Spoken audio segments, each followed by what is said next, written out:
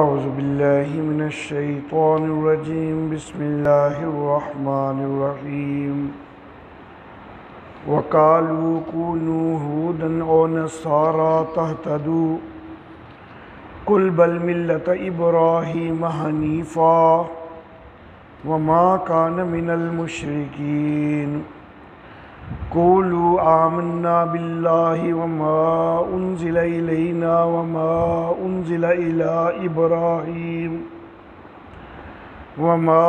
أُنزِلَ إِلَىٰ إِبْرَاهِيمَ وَإِسْمَاعِيلَ وَإِسْحَاقَ وَيَعْقُوبَ وَالْأَسْبَاطِ وَمَا أُوتِيَ مُوسَىٰ وَعِيسَىٰ وَمَا أُوتِيَ النَّبِيُّونَ مِن رَّبِّهِمْ لَا نُفَرِّقُ بَيْنَ أَحَدٍ مِّنْهُمْ وَنَحْنُ لَهُ مُسْلِمُونَ فَإِنْ آمَنُوا بِمِثْلِ مَا آمَنْتُمْ بِهِ فَقَدِ اهْتَدَوْا وَإِنْ تَوَلَّوْا فَإِنَّمَا هُمْ فِي شِقَاقٍ فَسَيَكْفِيكَهُمُ اللَّهُ وَهُوَ السَّمِيعُ الْعَلِيمُ صدق اللہ مولانا العلی العظیم وبلغنا نبیہ ورسولہ الکریم۔ اور کہنے لگے یہودی ہو جاؤ یا عیسائی ہو جاؤ ہدایت پا جاؤ گے۔ تو کہ بلکہ ابراہیم علیہ السلام کی ملت کے جو یکسو تھے اور وہ مشرکوں میں سے نہیں تھے، کہو کہ ہم ایمان لائے اللہ پر اور اس پر کہ جو نازل کیا گیا ہماری طرف، اور جو نازل کیا گیا ابراہیم علیہ السلام پر اور اسماعیل علیہ السلام پر اور اسحاق علیہ السلام پر اور یعقوب علیہ السلام پر اور ان کی اولاد پر، اور جو دیے گئے موسیٰ علیہ السلام اور عیسیٰ علیہ السلام اور جو دیے گئے انبیاء اپنے رب کی طرف سے، ہم ان میں سے کسی میں فرق نہیں کرتے اور ہم اسی کے فرما بردار ہیں۔ پس اگر وہ ایمان لائیں مثل اس کے کہ جو تم ایمان لائے ہو تو تحقیق وہ ہدایت پا گئے، اور اگر وہ پھر جائیں تو سوائے اس کے نہیں کہ وہ بدبختی میں ہیں۔ پس ان قریب تیری طرف سے اللہ ان کو کافی ہو جائے گا، اور وہ سننے والا ہے جاننے والا ہے۔ محترم احباب،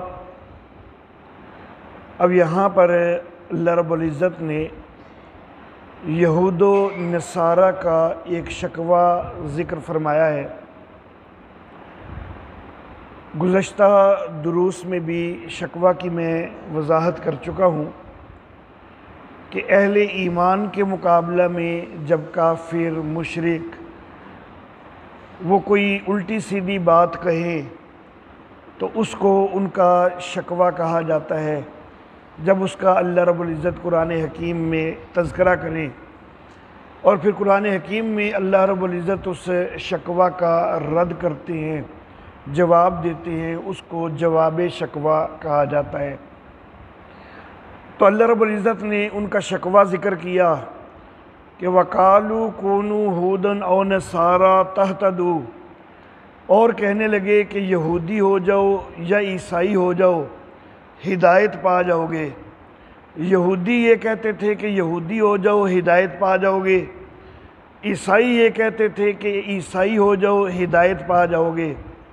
اللہ رب العزت نے جواب ارشاد فرمایا، قل اے نبی آپ کہیے بل ملت ابراہیم حنیفا، یہودیت یا عیسائیت نہیں بلکہ ابراہیم علیہ السلام کی ملت کو اختیار کرنا ہے، جو کہ یکسو تھے۔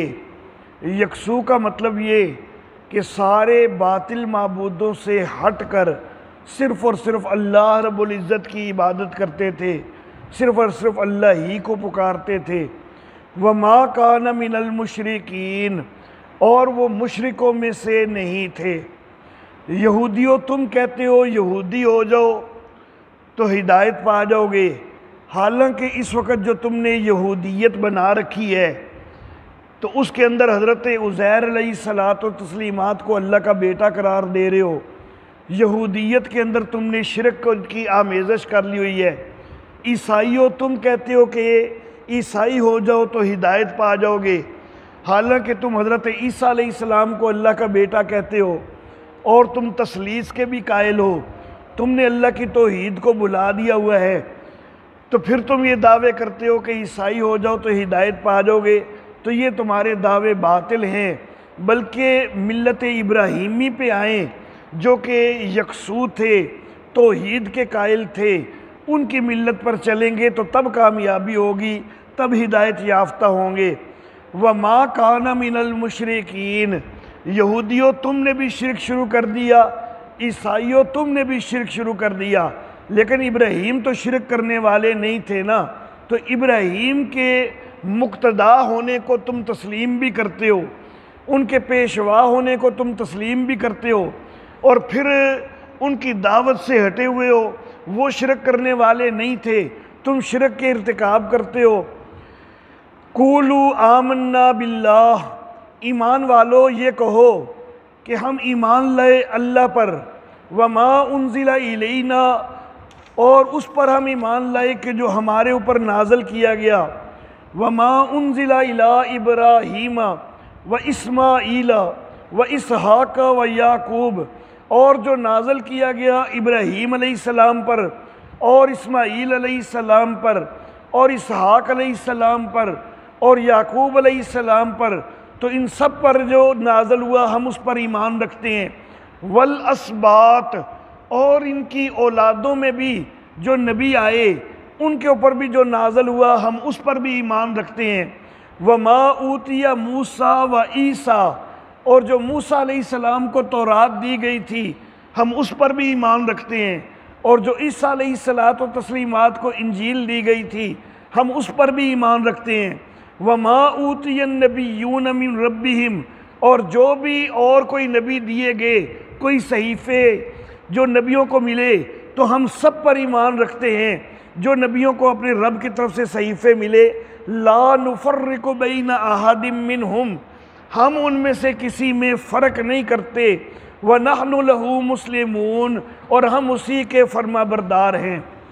تو ایمان والو ان کو یہ جواب دو کہ تم بات کرتے ہو یہودیت میں آنے کی، تم بات کرتے ہو عیسائیت میں آنے کی، لیکن ہم تو نبیوں کے پیروکار ہیں، نبیوں کے اوپر ایمان رکھنے والے ہیں، نبیوں کی دعوت کو ماننے والے ہیں۔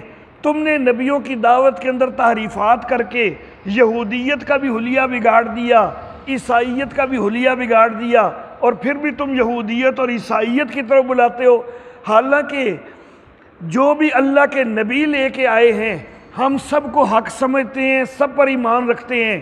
حضرت ابراہیم علیہ السلام، اسماعیل علیہ السلام، اسحاق علیہ السلام اور یعقوب علیہ السلام، پھر ان کی نسل میں سے جو انبیاء بنی اسرائیل آئے ہم سب کے اوپر ایمان رکھتے ہیں۔ تورات جو حضرت موسیٰ لے کے آئے تھے اس پر تو ہم ایمان رکھتے ہیں، جو تم نے آگے تحریفات کر کے بگاڑ دی ہوئی ہے تو اس کو ہم اللہ کی کتاب اس طرح نہیں مانتے۔ انجیل جو حضرت عیسیٰ لے کے آئے تھے، جس شکل میں لے کے آئے تھے اس پر تو ہم ایمان رکھتے ہیں، جو تم نے بگاڑ دی ہے، تحریف کر دی ہے تو اس کو ہم تسلیم نہیں کرتے۔ اور بھی جو نبی صحیفے لے کے آئے ہم سب کو مانتے ہیں، تو ہم تو انبیاء کی دعوت کو ماننے والے ہیں، لیکن چونکہ تم نے تورات و انجیل کے اندر تحریفات کر دی تو یہودیت کی تم دعوت دیتے ہو، عیسائیت کی دعوت دیتے ہو، اس کو ہم قبول نہیں کر سکتے۔ وَنَحْنُ لَا نُفَرِّقُ بَيْنَ أَحَدٍ مِّنْهُمْ، انبیاء کے درمیان ہم تو کوئی فرق نہیں کرتے۔ نبی اکرم صلی اللہ علیہ وآلہ وسلم کے متعلق ہم یہ کہتے ہیں کہ میرے آقا محمد عربی صلی اللہ علیہ وسلم سارے نبیوں کے سردار ہیں، سارے نبیوں سے افضل ہیں، تو پھر فرق تو ہو گیا۔ قرآن کہہ رہا ہے کہ لا نفرق بین احد منہم، ہم ان میں سے کسی کے درمیان بھی فرق کوئی نہیں کرتے، لیکن فرق تو ہم کر رہے ہیں۔ ہم نبی اکرم صلی اللہ علیہ وآلہ وسلم کو سارے نبیوں سے افضل قرار دے رہے ہیں، پھر حضرت ابراہیم علیہ الصلاۃ و تسلیمات کو باقی سارے انبیاء کے سے افضل نبی اکرم صلی اللہ علیہ وآلہ وسلم کے بعد دوسرے نمبر پر ہم تسلیم کر رہے ہیں، تو فرق تو ہم کر رہے ہیں۔ وہ نبی کہ جن کو کتابیں باقاعدہ دی گئیں ان کا درجہ ہم ان نبیوں سے بڑھ کر سمجھتے ہیں کہ جن کو کتابیں نہیں دی گئیں، جن کو نبوت کے ساتھ رسالت دی گئی، شریعت دی گئی، ان کا درجہ ہم زیادہ سمجھتے ہیں، جن کو شریعت نہیں دی گئی ان کا درجہ ہم کم سمجھتے ہیں۔ تو یہ سارے فرق تو ہم کیے جا رہے ہیں، لیکن اللہ کا قرآن تو کہہ رہے کہ لا نفرق بین احد منہم، لیکن دوسری طرف اللہ کا قرآن یہ بھی کہتا ہے تیسرے سپارے کی ابتدا میں کہ تلک الرسل فضلنا بعضهم علی بعض، یہ جو رسول ہیں ان میں سے بعض کو بعض پر ہم نے فضیلت دی ہے۔ تو یہاں پر جو ہے کہ ہم فرق نہیں کرتے، تو یہاں معاملہ چل رہا ہے ایمان کا کہ ہم تو سب پر ایمان رکھتے ہیں، ایمان لانے میں ہم کسی پہ فرق نہیں کرتے۔ یہودیوں ہم کوئی تمہاری طرح نہیں ہے کہ موسیٰ علیہ السلام تک کے نبیوں کو مان لیا، بعد والوں کو انکار کر دیا۔ عیسائیوں ہم تمہاری طرح نہیں ہیں کہ عیسیٰ علیہ الصلاۃ و تسلیمات کو مان لیا، بعد میں نبی اکرم صلی اللہ علیہ وسلم کا انکار کر دیا۔ ہم تو اللہ نے جتنے نبی بھیجے ہیں سب کو بلا تفریق تسلیم کرتے ہیں، سب کے اوپر ایمان رکھتے ہیں۔ کم و بیش 1,24,000 انبیاء کرام علیہم السلام سیدنا آدم علیہ الصلاۃ و تسلیمات سے سیدنا محمد عربی صلی اللہ علیہ وسلم تک آئے، اور ہم سب کو مانتے ہیں۔ ہم ایمان لانے میں کسی میں فرق نہیں کرتے، جو بھی نبی برحق ہے ہم اس کے اوپر ایمان لاتے ہیں۔ وَنَحْنُ لَهُ مُسْلِمُونَ، اور ہم اللہ ہی کے فرما بردار ہیں، نبیوں پر ایمان رکھتے ہیں۔ لیکن سابقہ انبیاء کرام علیہم السلام ان کے اوپر ایمان تو ہے ہمارا، لیکن ان کی تعلیم ان کے ادوار کے لیے تھی۔ ہر نئی شریعت آنے پر پہلی شریعتیں جو ہے وہ منسوخ ہو جایا کرتی ہیں، عقائد جو ہیں وہ تو ساری شریعتوں میں وہی رہے، فروعات کے اندر، اعمال وغیرہ کے اندر، احکام کے اندر فرق پڑتا گیا۔ تو سارے نبیوں پر ایمان تو ہم رکھتے ہیں، لیکن اطاعت گزار ہیں ہم اللہ کے۔ اللہ نے اب جس وحی پر عمل کرنے کا کہا ہے ہم اللہ کے فرما بردار ہیں، ہم اس وحی پر عمل کرتے ہیں۔ سابقہ شریعتیں، سابقہ کتابیں منسوخ ہو چکی، ایمان ان پر ہے ہمارا، لیکن ان کے اوپر اب عمل نہیں ہوگا، عمل قرآن حکیم پر ہوگا۔ وَنَحْنُ لَهُ مُسْلِمُونَ، ہم اللہ کے فرما بردار ہیں، چونکہ اللہ نے سابقہ شریعتوں کو منسوخ کر کے یہ ناسخ شریعت ہمارے لیے بھیج دی ہے، جو کہ قیامت تک کبھی منسوخ ہونے والی نہیں ہے، تو اب عمل ہم اس پہ کریں گے۔ فَإِنْ آمَنُوا بِمِثْلِ مَا آمَنْتُمْ بِهِ فَقَدِ اهْتَدَوْا، یہ اللہ رب العزت صحابہ کرام رضوان اللہ علیہم اجمعین ان کا ایک بہت بڑا اعزاز اللہ یہاں ذکر فرما رہے ہیں۔ یہودی کہہ رہے تھے کہ یہودیت اختیار کر لو، عیسائی کہہ رہے تھے کہ عیسائیت اختیار کر لو۔ اللہ رب العزت نے جواب دیا کہ نہیں، نبیوں کے اوپر سب پر ایمان رکھنا ہے۔ اور پھر اللہ رب العزت نے اسی چیز کو آگے بڑھاتے ہوئے کہا کہ صحابہ کرام نے ایمان قبول کیا ہے نا، تو یہ معیار ہیں، انہوں نے ایمان قبول کیا سارے نبیوں پر، لیکن تحریف شدہ کتابیں نہیں مانتے، اور یہ عمل قرآن حکیم پہ کر رہے ہیں۔ تو جس طرح ان صحابہ نے ایمان قبول کیا ہے، یہودیوں تم بھی اس طرح ایمان قبول کرو تو تب ہدایت پاؤ گے، عیسائیوں اس طرح ایمان قبول کرو جس طرح ان صحابہ نے ایمان قبول کیا ہے، تب ہدایت پاؤ گے۔ تو صحابہ کرام رضوان اللہ علیہم اجمعین ان کا اللہ رب العزت نے یہ بہت بڑا مرتبہ اور مقام ذکر کر دیا کہ صحابہ ایمان کا معیار ہے۔ کچھ لوگ تو بکواسات کرتے ہیں صحابہ کرام کو، اور وہ ان کے ایمان کی نفی کرتے ہیں، معاذ اللہ ثم معاذ اللہ، حالانکہ صحابہ ہی تو ایمان کا معیار ہیں۔ اگر صحابہ معاذ اللہ جو ہیں وہ ایمان والے نہیں ہیں جس طرح بدبخت لوگ کہتے ہیں، تو تم کدھر سے ایمان والے آگے؟ صحابہ سے بڑھ کر ایمان والا کوئی نہیں ہے انبیاء کرام علیہم السلام کے بعد۔ تو صحابہ کرام کے ایمان کو اللہ نے معیار قرار دیا۔ نبی اکرم صلی اللہ علیہ وآلہ وسلم کے متعلق اللہ رب العزت ارشاد فرماتے ہیں کہ لَقَدْ كَانَ لَكُمْ فِي رَسُولِ اللَّهِ أُسْوَةٌ حَسَنَةٌ، تمہارے لیے اللہ کے رسول میں بہترین نمونہ ہے۔ وہ جو بہترین نمونہ ہے کہ جو نبی اعمال کر رہے ہیں، نبی کو دیکھ کے، نبی کے طریقے کے مطابق اسی طرح تم بھی اعمال کرو۔ صلو کما رأیتمونی اصلی، نبی اکرم صلی اللہ علیہ وسلم نے فرمایا کہ نماز پڑھنی ہے تو جس طرح میں پڑھتا ہوں اس طرح پڑھا کرو، مجھے دیکھو کہ میں کیسے پڑھتا ہوں، تم اس طرح پڑھا کرو۔ تو نبی اکرم صلی اللہ علیہ وآلہ وسلم کو ہم نے نمونہ بنانا ہے، کس میں؟ اعمال کے اندر۔ اب یہاں پر ایک سوال پیدا ہوتا ہے، ایمان بڑی چیز ہے، اعمال چھوٹی چیز ہیں۔ ایمان کوئی نہیں تو پھر تو اعمال کا بھی کوئی فائدہ نہیں، جتنے مرضی اعمال کرتا جائے کوئی، اگر ایمان کوئی نہیں تو سارے اعمال رائے گاہ ہو جائیں گے۔ سارے اعمال، حتیٰ کہ اعمال بالکل سنت کے مطابق بھی کیے ہونا، لیکن ایمان کوئی نہیں تو وہ بھی ضائع ہو جائیں گے، وہ بھی رائے گاہ ہو جائیں گے۔ تو سوال پیدا ہوتا ہے کہ اصل چیز تو ہے ایمان، بڑی چیز تو ہے ایمان، اعمال تو ہے چھوٹی چیز۔ تو ایمان جو ہے بڑی چیز ہے، اس میں معیار قرار دے دیا صحابہ کو، اور اعمال میں نمونہ قرار دے دیا نبی اکرم صلی اللہ علیہ وسلم کو۔ حالانکہ بظاہر تو یہ ہونا چاہیے تھا کہ ایمان بڑی چیز ہے، نبی اکرم صلی اللہ علیہ وسلم بڑی شخصیت ہے، ایمان کے اندر ان کو جو ہے وہ معیار قرار دیا جاتا یا نمونہ قرار دیا جاتا، اور اعمال چھوٹی چیزیں، صحابہ کا درجہ نبی اکرم صلی اللہ علیہ وسلم سے چھوٹا ہے، تو چھوٹی چیز میں ان کو جو ہے معیار یا نمونہ قرار دیا جاتا۔ لیکن معاملہ اللہ نے الٹ کر دیا، ایمان جو چھوٹی چیز ہے، بڑی چیز ہے، اس کے اندر معیار بنا دیا چھوٹے درجے والوں کو، یعنی صحابہ کرام کو، اور اعمال جو چھوٹے ہیں ان کے اندر نمونہ بنا دیا بڑے درجے کی شخصیت نبی اکرم صلی اللہ علیہ وآلہ وسلم کو۔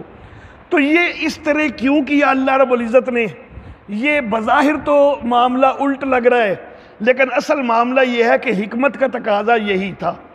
حکمت کا تقاضا یہی تھا کہ ایمان کے معاملے میں معیار صحابہ کرام کو بنایا جائے، اعمال کے معاملے میں نمونہ نبی اکرم صلی اللہ علیہ وسلم کو بنایا جائے۔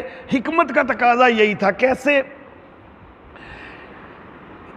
اللہ رب العزت نے جس وقت سورۃ البقرہ کی ابتدا میں ھدی للمتقین فرمایا، تو سب سے پہلی آگے جو صفت فرمائی نا، تو وہ یہ فرمائی الذین یؤمنون بالغیب، جو کہ غیب پر ایمان رکھتے ہیں۔ نبی اکرم صلی اللہ علیہ وآلہ وسلم اور دیگر انبیاء کرام علیہم السلام اگرچہ وہ بھی غیب پر ایمان رکھتے ہیں، لیکن ان کے غیب کے ساتھ ساتھ کسی حد تک شہادت بھی موجود ہوتی ہے۔ نبی اکرم صلی اللہ علیہ وآلہ وسلم نے اللہ رب العزت کو نہیں دیکھا، لیکن ذات باری تعالیٰ کی تجلیات کا جو ہے وہ مشاہدہ کیا معراج کی رات میں، اللہ رب العزت کا کلام سنا معراج کی رات میں، سیدنا موسیٰ علیہ الصلاۃ و تسلیمات نے بھی جو ہے اللہ رب العزت کا کلام تو سنا۔ تو گویا کہ 100% غیب والا معاملہ کوئی نہیں ہے، بلکہ کسی حد تک شہادت بھی موجود ہے، سامنے کسی حد تک اظہار بھی موجود ہے۔ انبیاء کرام علیہم السلام پر ایمان، تو نبی تو خود نبی بنے ہوتے ہیں، ان کو تو اپنی کیفیت کا پتہ ہوتا ہے کہ ہمارے اوپر وحی نازل ہوئی ہے۔ تو انبیاء کرام علیہم السلام کے اوپر جو ایمان ہے تو وہ نبیوں کا ایمان بالغیب نہیں ہے، وہ بھی ایمان بالاظہار ہے، ایمان بالشہادت ہے۔ فرشتوں پر ایمان، ہم نے فرشتوں کو نہیں دیکھا، انبیاء فرشتوں کو دیکھتے ہیں، بے شک انسانی شکل میں دیکھیں، بے شک اصل شکل میں نبی اکرم صلی اللہ علیہ وسلم نے 2 دفعہ دیکھا۔ تو نبیوں کا فرشتوں پر ایمان، اس میں بھی کسی حد تک پوشیدگی بھی ہے، کسی حد تک اظہار بھی ہے۔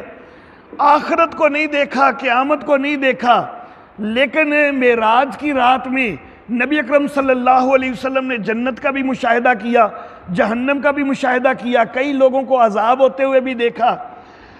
تو گویا کہ کچھ نہ کچھ اس کے اندر اظہار بھی موجود ہے، کچھ پوشیدگی بھی موجود ہے۔ کتابوں پر ایمان، نبیوں کے اوپر کتابیں نازل ہوئی ہیں، تو نبیوں کو تو اس کیفیت کا پتہ ہے، ہمارے سامنے کتاب نازل کوئی نہیں ہوئی، تو صحابہ کا ایمان جو ہے وہ 100% ایمان بالغیب ہے۔ نبیوں کا ایمان 100% ایمان بالغیب نہیں ہوتا، بلکہ اس میں کچھ غیب ہے اور کچھ شہادت ہے، کچھ پوشیدگی ہے، کچھ اظہار ہے۔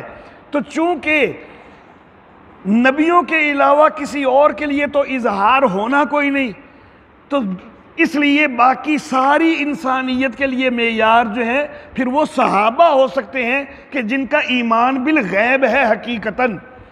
یہاں پر ایک سوال ہوگا کہ نبی اکرم صلی اللہ علیہ وآلہ وسلم کو تو صحابہ نے دیکھا ہے، ہم نے نہیں دیکھا، ہمارا تو نبی وسلم پر ایمان جو ہے وہ ایمان بالغیب ہے، لیکن صحابہ نے تو دیکھا ہے، تو صحابہ کا کیسے ایمان بالغیب ہے؟ تو میں یہ عرض کروں گا کہ صحابہ نے اگرچہ دیکھا ہے، لیکن کیا صحابہ نے وہ کیفیت محسوس کی ہے کہ جس کیفیت سے نبی اکرم صلی اللہ علیہ وسلم پر وحی نازل ہو رہی ہے؟ دیکھا تو ابو جہل نے بھی تھا، تو کیا ابو جہل نے مان لیا تھا کہ وحی نازل ہوئی ہے؟ دیکھا تو ابو لہب نے بھی تھا، کیا ابو لہب نے مان لیا تھا کہ وحی نازل ہو رہی ہے؟ انہوں نے نہیں مانا، کیونکہ معاملہ یہاں پر بھی غیب کا تھا۔ تو یہ بھی نبی اکرم صلی اللہ علیہ وسلم کا وجود اقدس جو ہے وہ بے شک سامنے ہے، لیکن وہ وحی کی جو کیفیت ہے وہ تو غیب ہی ہے نا، رسالت ملنا جو ہے وہ تو غیب ہی ہے نا۔ تو اس لیے نبی اکرم صلی اللہ علیہ وسلم پر جو ایمان ہے صحابہ کرام کا، تو وہ بھی ایمان بالغیب ہی ہے۔ تو چونکہ ایمان کے اندر معاملہ یہ ہے کہ نبیوں کا ایمان اس طرح ایمان بالغیب نہیں ہوتا، تو وہاں پر معیار جو ہے وہ صحابہ کرام کو بنایا۔ باقی رہی بات اعمال کی، تو اعمال جو ہیں نبی معصوم ہوتے ہیں اور معصوم سے کبھی کوئی خطا نہیں ہو سکتی۔ صحابہ کرام محفوظ ضرور ہیں، لیکن محفوظ کا یہ مطلب نہیں کہ اس سے خطا ہو نہیں سکتی۔ محفوظ اس کو کہتے ہیں کہ خطا ہو تو جاتی ہے، لیکن وہ جہنم کی آگ سے پھر بھی محفوظ ہے، کیونکہ دنیا کے اندر ہی اتنی زیادہ اس نے توبہ کر لی ہے کہ اللہ نے دنیا کے اندر ہی اپنی رضامندی کے سرٹیفکیٹ نازل کر دیے اور کامیابی کے سرٹیفکیٹ نازل کر دیے۔ اولئک ھم المفلحون فرما دیا، اولئک ھم الفائزون فرما دیا۔ تو وہ دنیا کے اندر ہی اتنی توبہ کر لیتے ہیں کہ ان کی توبہ یقیناً قبول ہوتی ہے، لیکن غلطی بہرحال ان سے ہو سکتی ہے۔ تو جن سے غلطی ہو سکتی ہے پھر اس کو تو معیار نہیں بنایا جائے گا نا عمل میں، کیونکہ ان سے تو غلطی ہو سکتی ہے، تو جب غلطی ہو سکتی ہے تو ان کو معیار نہیں بنایا جائے گا، معیار جو ہے وہ نبی اکرم صلی اللہ علیہ وسلم کو بنایا جائے گا۔ لیکن یہاں پر معیار نہیں بولا پھر اللہ نے، کیونکہ نبی اکرم صلی اللہ علیہ وسلم آپ کی جس طرح کی عبادت ہے، جس طرح کے اعمال ہیں، اس طرح کی تو کوئی کر سکتا ہی کوئی نہیں۔ اگر تو ہوتا ہے نا 100% معیار کا مطلب تو یہ ہے کہ بالکل اسی طرح پھر ہمارے بھی ہونے چاہیے، لیکن ہمارے اس طرح کبھی ہو سکتے ہی نہیں۔ اتنا خلوص وہ ہمارے اندر نہیں ہو سکتا، اتنا خشوع و خضوع وہ ہمارے اندر نہیں ہو سکتا۔ تو یہاں پر اللہ نے نمونہ فرمایا کہ نبی کے اعمال آپ کے لیے نمونہ ہیں، معیار نہیں ہے کہ وہاں تک تم بھی پہنچو گے تو تب کامیابی ہوگی، نہیں، نمونہ ہے، اس نمونے کے پیچھے چلو، اس نمونے کے مطابق چلو۔ تو نبی جو ہیں وہ نمونہ ہوتے ہیں، میرے آقا صلی اللہ علیہ وسلم آپ کا اسوہ ہمارے لیے نمونہ ہے اعمال کے لیے، اور یہی مناسب تھا۔ اللہ اللہ وَإِن تَوَلُّوا، اور اگر وہ پھر جائیں، فَإِنَّمَا هُمْ فِي شِقَاقٍ، تو پھر وہ بڑی بدبختی میں ہیں۔ اللہ اللہ، صحابہ کے طرف سے پھر گیا جو، تو وہ بڑی بدبختی میں ہے۔ قرآن کہہ رہا ہے، اللہ کا قرآن کہہ رہا ہے کہ ایمان لانا ہے اس طرح کہ جس طرح صحابہ لائے ہیں، لیکن اگر اس طرح ایمان نہیں لایا، صحابہ کی طرف سے گویا کہ ہٹ گیا، تو پھر وہ بڑی بدبختی میں ہے۔ اللہ رب العزت ان کو اپنی بدبختی ختم کرنے کی توفیق عطا فرمائے، اور صحیح جو ہے وہ ایمان کی طرف آنے کی توفیق عطا فرمائے۔ تو اللہ کی طرف سے پھر آگے اعلان بھی ہے کہ وہ بڑی بدبختی میں ہے۔ فَسَيَكْفِيكَهُمُ اللَّهُ، ایسے لوگوں سے اللہ نپٹ لے گا۔ اے نبی، آپ کو یہ تنگ کرتے ہیں، اذیتیں دیتے ہیں، تکلیفیں دیتے ہیں، لیکن اللہ آپ کی طرف سے کافی ہو جائے گا، اللہ آپ کی طرف سے ان کو نپٹ لے گا۔ وَهُوَ السَّمِيعُ الْعَلِيمُ، اور وہ سننے والا، جاننے والا ہے۔ سیدنا عثمان ذی النورین رضی اللہ تعالی عنہ جس وقت شہید ہوئے تو خون کا جو پہلا قطرہ گرا تھا تو وہ اسی آیت مبارکہ کے لفظ فَسَيَكْفِيكَهُمُ اللَّهُ پر گرا تھا۔ تو اس مناسبت سے انشاءاللہ آئندہ درس سیدنا عثمان ذی النورین رضی اللہ تعالیٰ عنہ کے متعلق ہوگا۔ وآخر دعوانا الحمدللہ۔